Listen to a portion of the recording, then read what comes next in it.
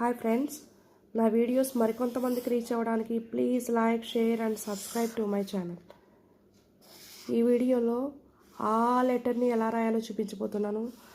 ఆసే ఆమ్, ఆసే ఆమ్.